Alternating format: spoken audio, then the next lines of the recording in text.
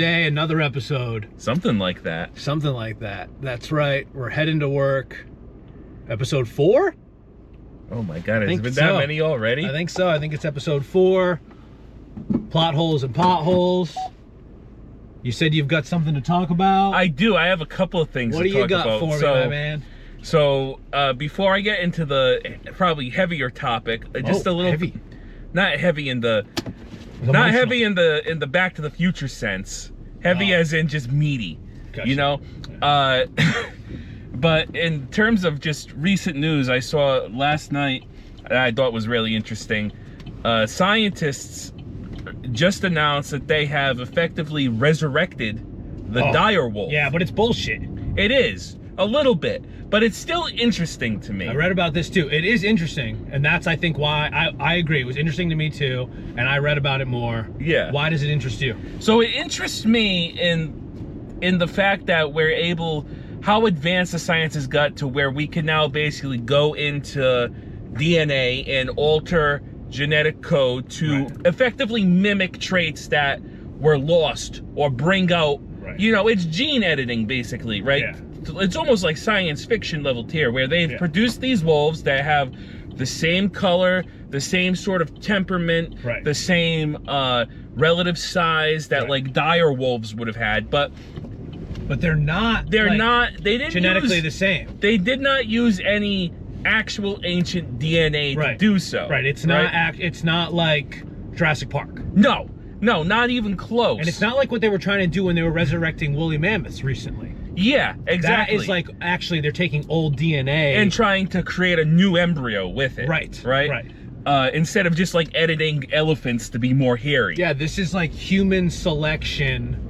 And they're taking traits that make them be like dire wolves. And so, if you don't know what a dire wolf is, it's not just the thing from Game of Thrones. No, it's not. It's a prehistoric ancestor to modern wolves. And there's a misconception, I think, because of Game of Thrones and also like fantasy games like Dungeons and Dragons, that they were like these big monstrous things the size of horses, and that's not really what they were. They were about the size of a dire wolf is about like on the larger spectrum of what a modern day gray wolf would have been. Right, so they're big. They're big. And they're not scary. They're not as big as this car. Yeah, of course, right? But they're not as huge as people make them out to be.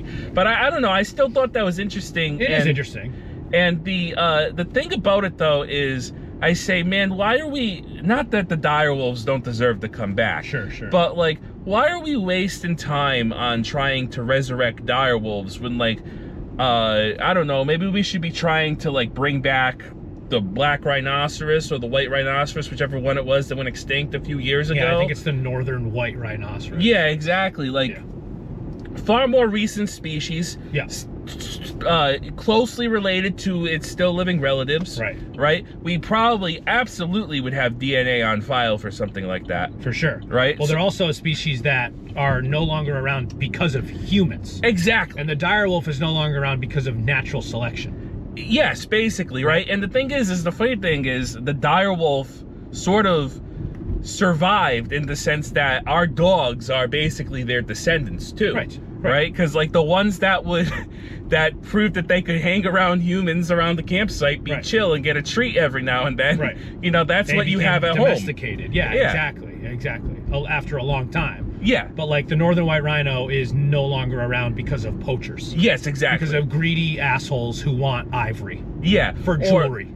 Or because like certain parts of the world think that like rhino horn in your medicine will do magical things. It'll help your libido. Yeah, which is like, come on. It's proven to be false. Yeah, it's proven to be false, right? But there are people that don't have the same understanding. It's like a non-Western world thing too, right? Like, you know, they're misinformed, right? And so they kill these rhinos and they're like, oh, I'm gonna throw this piece of ivory in a stew and I'm gonna live to be 200. Yeah, exactly. No, you're not. So, yeah, that's the dire wolf situation. There's also, that's the dire wolf situation. Basically. There's also, did you see the picture of the two pups like on the Iron Throne, the Game of Thrones? Yes, I did see that. It's such a marketing, I guess that's why it makes me upset. Yeah, it's a little, you know, as such a jaded, cynical person, it's sort of like, I mean, I appreciate the names. I thought the names they gave them were fun. Like the two males they named Romulus and Remus, which are the wolves from like the myth of the founding of Rome, right? Or the brothers who were raised by the wolf in the founding of Rome, right? And then the female they named Khaleesi, which is a Game of Thrones thing, which you know, probably where most people would know a dire wolf from nowadays, right? So you know, it's fun, but like, I don't know, it's as a scientifically minded person, and I'm sure a lot of people see the things I'm interested in, like, you're scientifically minded. As a scientifically minded person, it's fascinating. It is fascinating that we were able to do that, but I question, shouldn't we be focusing these resources on something more? Right. Well, there are like salamanders in the area that we live in that are like becoming extinct, right? Yeah. And they're like valuable parts of the local ecosystem. Yeah, exactly. Right? Like they're actually providing, like, you know, they eat like decaying leaves and stuff, and they make sure that like that is like a turnover part, right? For the ecosystem. Whereas like the direwolf, what are they gonna do? Yeah. You know, like they're not really gonna help at all. Yeah, in fact, some places have problems with too large of a wolf population. Yes. Where they have to actually go out and like thin out the herds, so to speak, right? So like, do we really need more wolves, especially extinct wolves that we're now trying to resurrect, right? Yeah, exactly. You know, and my other concern is that it's only going to be sort of I feel bad for these 3 wolves, because it might just be a novelty thing where we brought, we made 3 dire wolves, and now they're going to be lonely the rest of their lives? Yeah, like, how well are they going to fit in with an average wolf pack? Probably not good, because they're going to be raised solely in captivity. Yeah, exactly. They're just going to be in a zoo, right? Yeah. Yeah, or a zoo-like thing. Exactly. Yeah. So, you know. It is interesting. I agree. But should we be using our efforts for better things? Sure. Yeah. You know, trying to get rid of invasive species or whatever it is, right? Yeah. So that was one topic I wanted to bring up. Great topic. I saw that I'm last glad you brought it night. up. I totally forgot about it. Oh, thank you. But another equally as important topic is yesterday, April 7th, was the 30th anniversary of the greatest Disney animated film of all time. Oh, Jesus Christ. A Goofy movie. 30 years ago, a Goofy movie came out, and if you don't know Mitch well enough...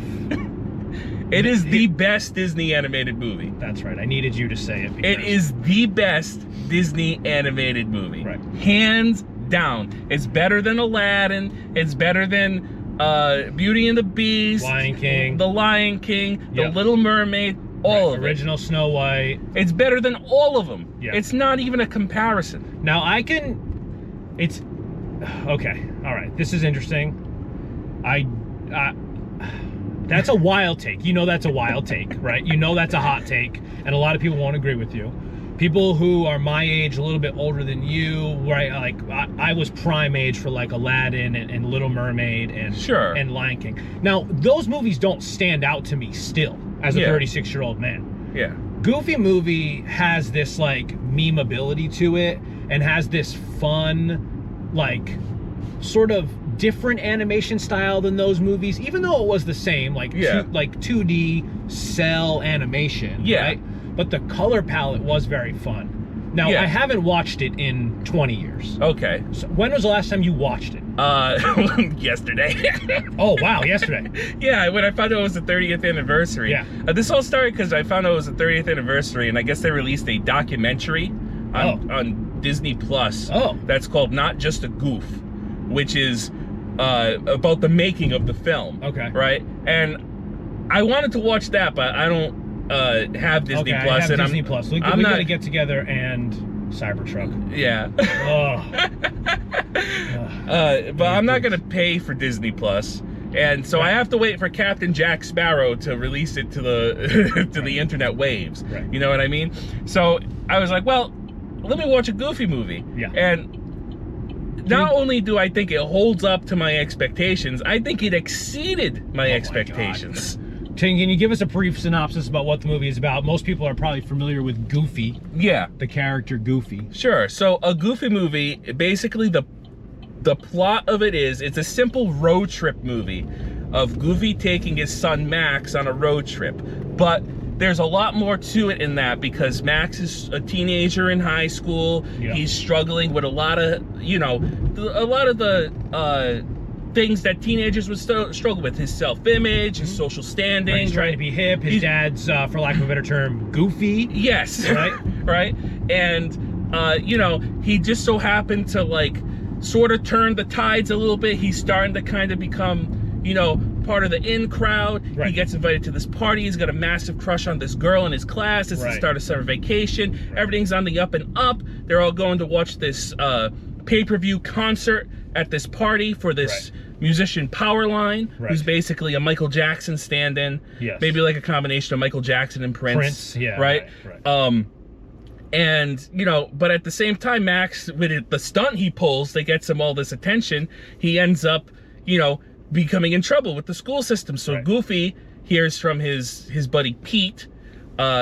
He thinks that Max is maybe turning into a bit of a bad egg.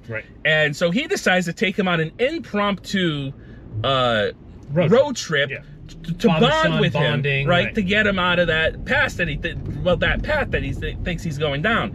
And meanwhile, Max has to cancel his date with this girl who has his massive crush on, and he doesn't know what to say, and he panics and he tells her that he, instead of going to the party with her, he can't go because he's gonna be at the concert live on TV and go on stage, right? So now the whole movie is basically like, you know, parent and child trying to understand each other. Yes. Right? Which is a very common trope. Right? Which is, in my opinion, way more of an impactful story. Yes. Than any of the like fairy tale. I agree. The Disney princess bullshit is bullshit. Yeah. Right. But like, you know, what is the lesson in Aladdin?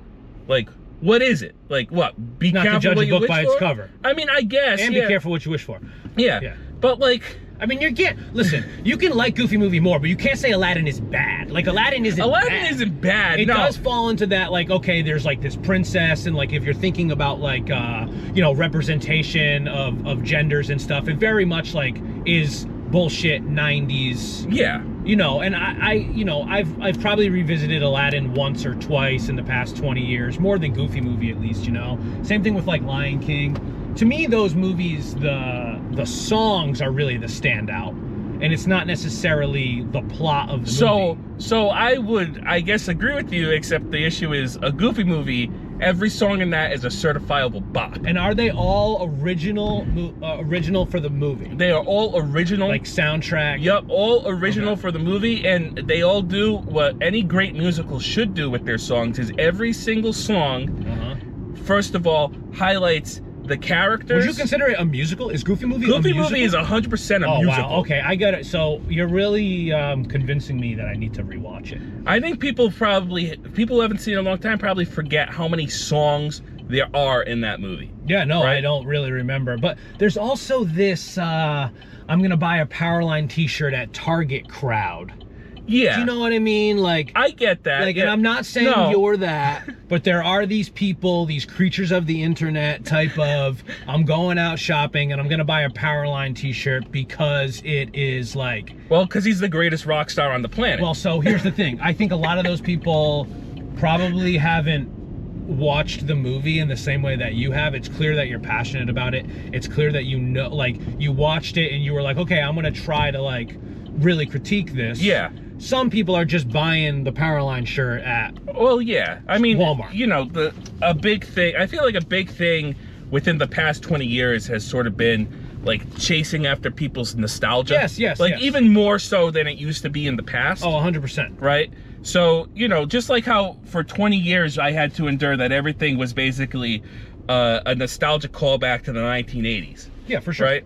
So now we're finally getting into 90s territory. Yeah. So we have to endure another 20 years of 90s nostalgia bait. So, you know, now they're pushing Powerline for SummerSlam, so to speak. Yes, right. I mean, no, you're not wrong. It's the same type of people who are like now wearing Green Day shirts again, or now wearing like Nirvana shirts again. I don't think like nostalgia, I have thought about this a lot. I think nostalgia is in a lot of ways, it can be toxic. I think so. You're a kid when you watch, so that's why, that's where I'm coming from with the cynicalness about Goofy movie. It's like, yeah, I enjoyed it when I watched it when I was 12. You said it was 30 years old, so that means it came out in 1995, 1996, right? 95, yeah. 95. What year is it? 2025. I thought it was 26. No, not yet. Jeez.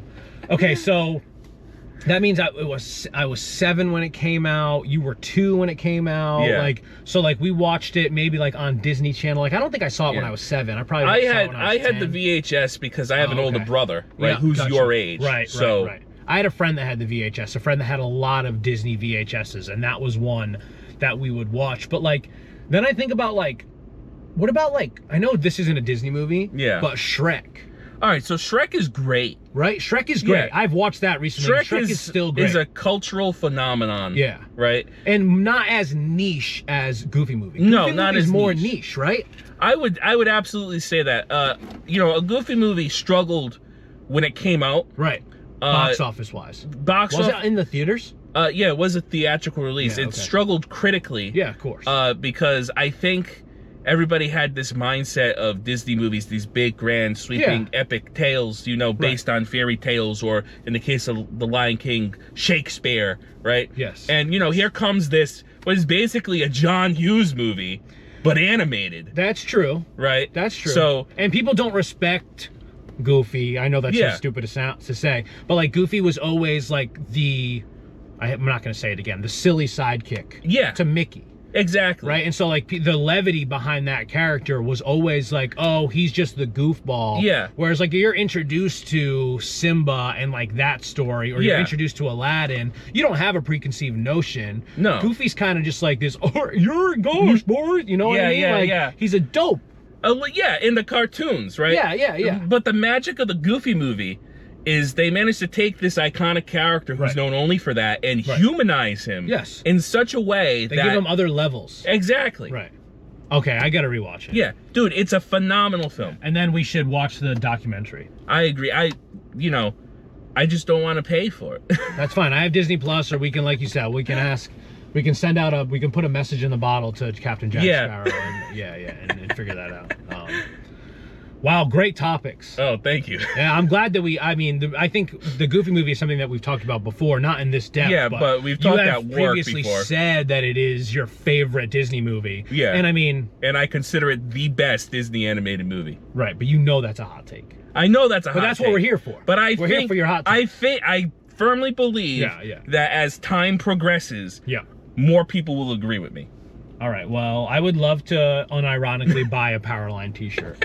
You know, that's how I feel about my fandom. I'm not trying to ironically buy a shirt, but hey, if I re-fall in love with Powerline and the Goofy movie, I don't see anything wrong with that. I'm open to that. Yeah. All right, so let's watch it.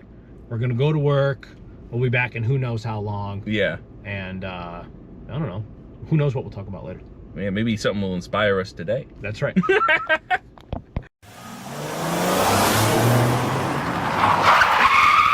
We are back, and Mitch is saying, do I have something in mind? And I don't have anything off the top of my dome. All right, well, I kind of want to do two things here. First of all, we're going to continue where we sort of left off. Okay. Right? With a Goofy movie. Yep. And we're going to return to our roots here a little bit.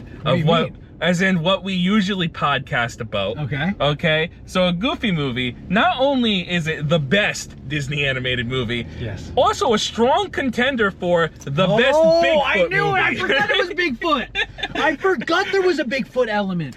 The strong contender for the best Bigfoot movie. Now, do they, like, on the road trip, they see a Bigfoot? So so spoilers for the movie, but turn the podcast off now if you've never seen the 30-year-old film. Spoilers for a Goofy movie. For a 30-year-old movie. The whole plot of it for the road trip is that Goofy wants to take his son fishing because that's what he used to do with his dad. Right? And Max doesn't want to go fishing. He thinks it's like the dumbest thing in the world. But so they arrive at this lake. It's not even their intended destination. It's sort of like a road stop on the way to, they're going to this place called Lake Destiny. And, Pete shows up with his RV and, is this like the same Pete that was like... Yeah, the villain in all the Goofy... Yeah. And it turns out they're friends off screen. Gotcha. Right? Do you remember what he was called in the original days of Disney? Oh, yeah. Black Pete. Yeah. Okay. Yeah, there's some racial undertones. Yeah, the bad guy is Black Steamboat Pete. Willie. Okay, cool. Yeah. So to make a long story short, Goofy is teaching his son how to fish. Yeah. And he's teaching him the perfect cast. Yes, which comes back later in the movie. Right. But he ends up during the perfect cast. Pete's there grilling a steak on a grill. He while he's casting, he hooks the steak by accident. Goofy does this, and he throws it out so far it overshoots the lake, lands on the other side. Bigfoot comes along because he smells it. Yeah, he sees smells the this steak, medium rare steak. right? Yeah. Goofy starts reeling in, chasing after the steak. Launches, grabs onto it. Goofy thinks he's got one hell of a marlin. He has Max grab the camera, wow. right? They're filming, and he he reels Bigfoot in, right out of the water. He's like gigantic in frame. We get the camera POV of like what the camera's looking at, right? And Max do they starts do like an panicking. homage, like a Patterson Gimlin homage? No, they do not. But so Max like panics and he screams. He hands Goofy the camera and he's like, "Dad, it's Bigfoot!" And that's when Goofy says, in my opinion, one of the greatest and funniest lines of Bigfoot comedy that I've ever heard, which is, "Could you step back a bit, Mr. Foot? You're out of focus." That's good. That is good. Man, it feels like this script could be like taught in classes. They do the callback of the perfect cast. Dude, a Goofy movie is a testament to how good this movie is written is. So they get after that, Bigfoot obviously flips shit and starts chasing after them. Yeah. Right. And they're like filming the whole thing while they're running from them. And they, the car's locked. There's a panic to get in the car. They go in through the sunroof. Yeah. They're locked in the car while Bigfoot's outside, just like chilling about going through their things. And for the first time in the entire movie, Max and Goofy start to get a little bit on the same page and are looking forward to the future together because they filmed Bigfoot. And they're like, we're gonna be so famous, Bigfoot right? Footage, yeah. Then we pull out from the car to reveal Bigfoot playing with the cassette tape from the camera, ripping out all the film. Oh, wow! Right? So it's just, but it's hammering home that theme of Max and Goofy trying to understand each other, and for the first time, they're seeing it eye to eye. Right. But life keeps getting in the way. Wow. And it's all done under a cheesy Bigfoot chase scene. Wow. Where they're stuck in a car. That's good. So, a Goofy movie, strong contender for greatest Bigfoot film. Great Bigfoot scene, at least. At least. Yeah. But, considering... Not even a scene. It's actually it's more than a scene. Oh, yeah. It's like a pivotal point. Yes. In the plot. That's the crazy thing, is it is a pivotal character development moment. Yeah. Like...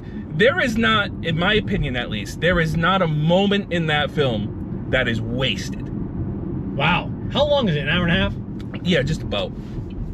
So I should watch it tonight. We should do a watch along. We should do like a mystery science theater type of watch along. That'd be fun. I would enjoy that actually.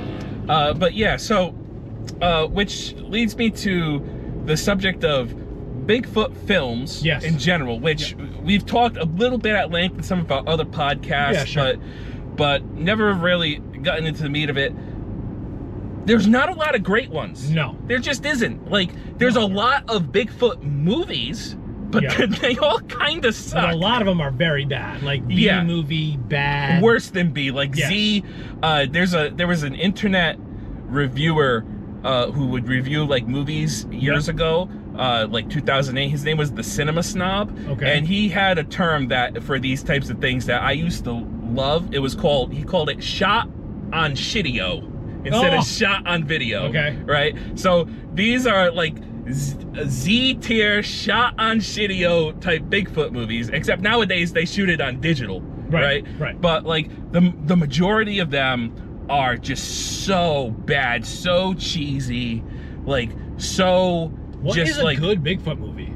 So the only one that really truly comes to mind, besides obviously a Goofy movie, Harry and the Hendersons. That's what I would say. Is the one that everybody points to. Yeah. And I mean, for good reason. First of all, the Harry costume. Oh, it's so good. Just immediately picture it in my head immediately. It's so out of this world. Yeah. And for someone who's interested, especially in the topic of Bigfoot, right? Yeah.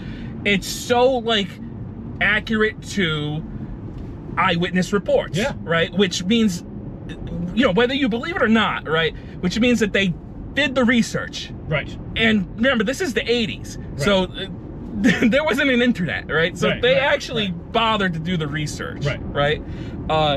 But yeah, Harry and the Hendersons is another great Bigfoot movie. It's true. It is true. Right? Yeah. Other than that, I can't really even think of any other good ones. So other than that, the only one that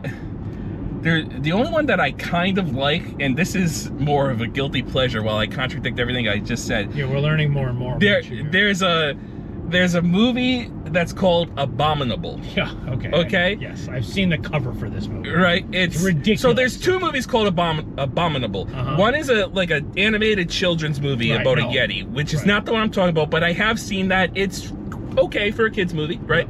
The other one is a horror movie that is basically Rear Window, but with Bigfoot. Okay.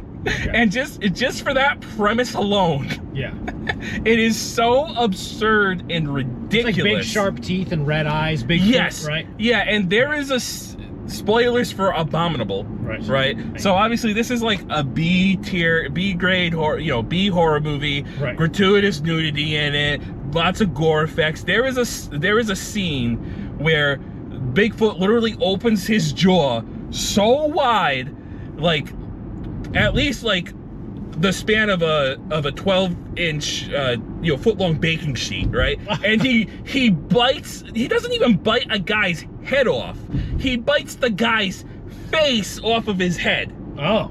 Yeah, like flat pancake style. Leaves the skull. He leaves the skull, but the front part of the skull he takes with it. Oh, okay. Like it's like such a gory, nasty scene. So what do you see when he bites it away? Like a little bit of brain? Yeah.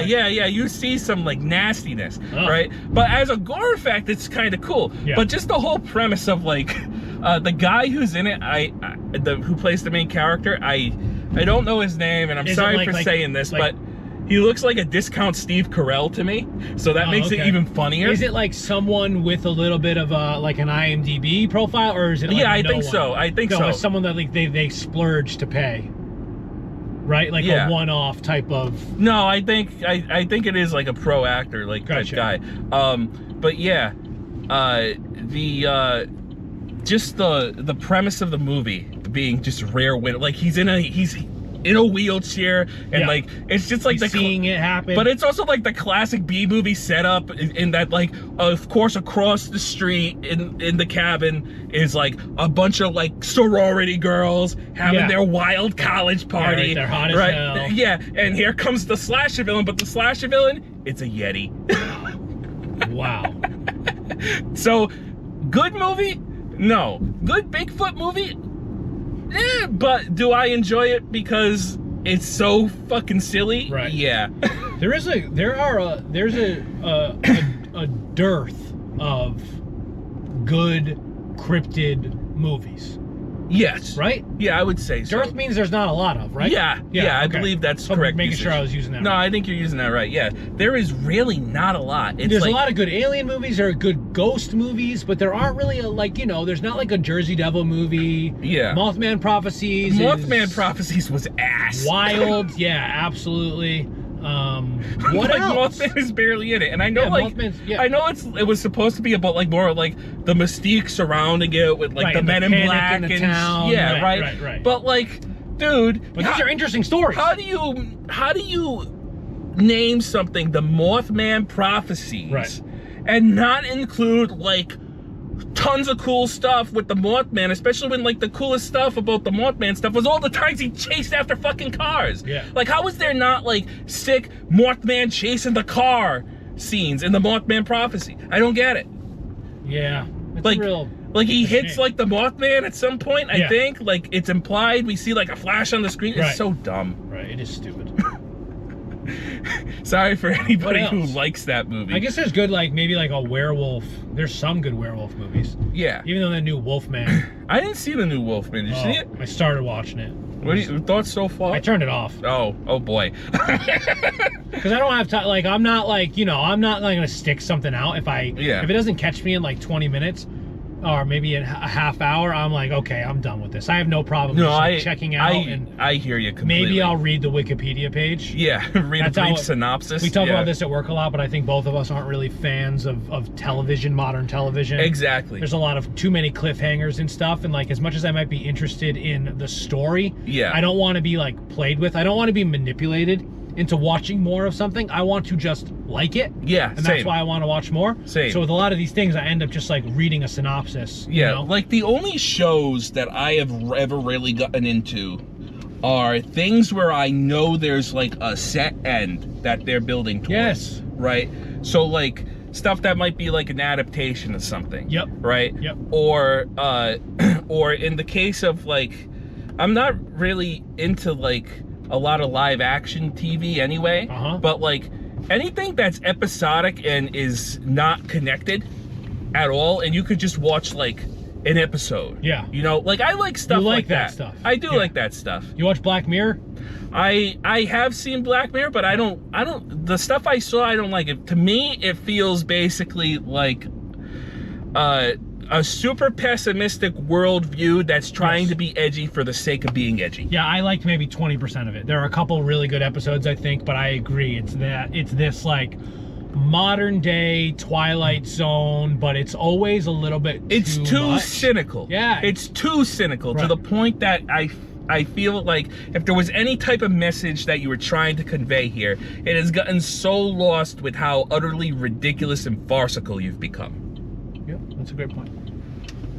Wow. I'm glad you came to the table with that. Oh, thank you. Yeah. Well, we're pulling into your driveway. That's another episode. You had some great opinions on this one. Oh, thank you. You came to the table prepared. I am known for my volatile opinions. Yeah, I mean, that's honestly the reason why I want to do this, you know? Shine a light on Mitch's opinions. Yeah. Because I think I have opinions, but Jesus. I am a little nuts. All right. Oh, remember we said we were going to do a handshake? Oh, yeah, and then we never did. Yeah, we only did it on the one. Yeah, on the first one. And then you edited the first one and we watched it, and now we both remembered that we're supposed to do a handshake. We were supposed to invent a secret handshake, actually. Which is a weird thing to do in a car. Yeah. It's even, like, we don't shake hands. No. You know, like, maybe before we worked together, like, before COVID, we would shake hands. But now, after COVID, no one shakes hands anymore. Yeah. They fist bump. And, like, I'll fist bump with kids at work because, you know, we work with, like, younger talent or whatever, as weird as that might sound. Fist bumping adults I'm over it. Yeah. I don't want to fist bump adults anymore. I'm not playing lacrosse. I'm with you, yeah. I want to handshake. It's not a good game. Yeah. You know, it's just like, hey, nice to see you. You know what I mean? Yeah. But, all right. One more? Sure, why not? Right. Give it a real good shake for the camera. Okay. Good, all right.